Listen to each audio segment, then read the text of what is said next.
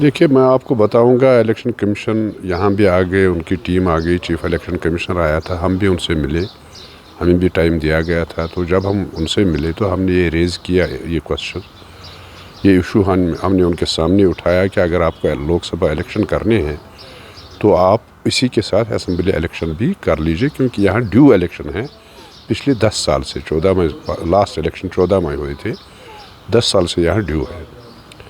और हमें ये उम्मीद कभी नहीं थी कि वो इस पर अमल करेंगे कि असेंबली इलेक्शन यहाँ हो सकता है लोकसभा इलेक्शन के साथ, लेकिन हमने फिर भी बात उनको उनके कानों तक पहुँचाई। और जब उनकी प्रेस कॉन्फ्रेंस आई तो आपको याद होगा, जो प्रेस कॉन्फ्रेंस में उन्होंने पॉइंट्स उठाए तो उन्होंने ये भी कहा कि तकरीबन सभी पॉलिटिकल पार्टीज़ ने ये मसला उठाया। उन्होंने कहा कि लोकसभा इलेक्शन के साथ ही असेंबली इलेक्शन भी होनी चाहिए। लेकिन उसके फिर उन्होंने प्रेस कॉन्फ्रेंस में यह हवाला दिया कि सिक्योरिटी का पूरा इंतज़ाम हमारे पास नहीं है, हम नहीं कर सकते हैं। मैं एक सवाल पूछना चाहता हूँ इलेक्शन कमीशन से भी और बीजेपी सरकार से भी कि 5 स्टेटों में आप इलेक्शन करने जा रहे हैं लोकसभा इलेक्शन के साथ ही, अगर वहाँ सिक्योरिटी का कोई ये प्रॉब्लम नहीं है तो जम्मू कश्मीर में ही क्यों है प्रॉब्लम? एक तरफ आप बोल रहे हैं कि जम्मू कश्मीर में सारा कुछ ठीक है, हालात ठीक है, सिक्योरिटी सिनेरियो बिल्कुल ठीक है, कोई प्रॉब्लम नहीं है, तो दूसरी तरफ आप यही बहाना बना के इलेक्शन को टाल देते हैं। तो मुझे लगता है कि ये एक साजिश के तहत हो रहा है कि ये नहीं चाहते हैं कि जम्मू कश्मीर में असेंबली का इलेक्शन हो।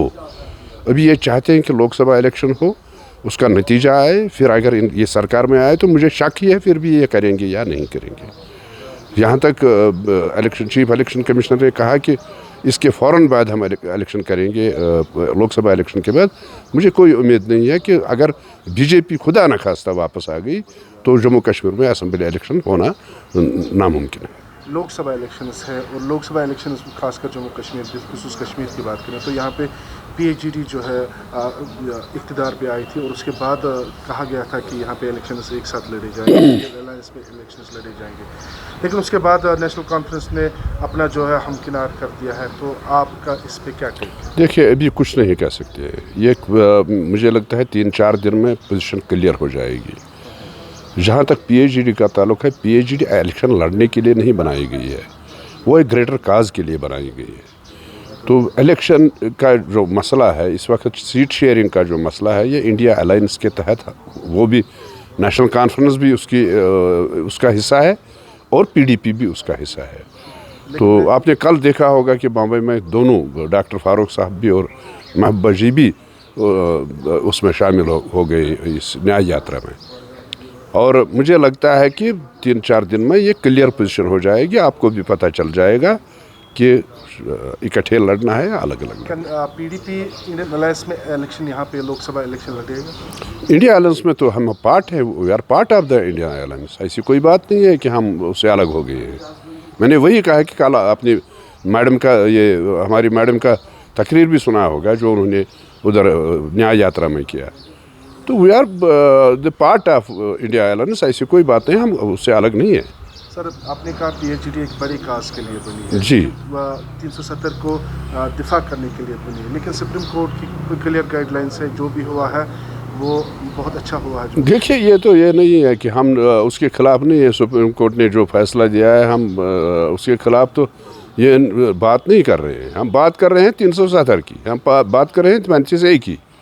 ये ज़रूरी नहीं है कि सुप्रीम कोर्ट ने अब आर्डर दिया तो बस वही चलेगा। हम पॉलिटिकली लड़ेंगे इसके लिए।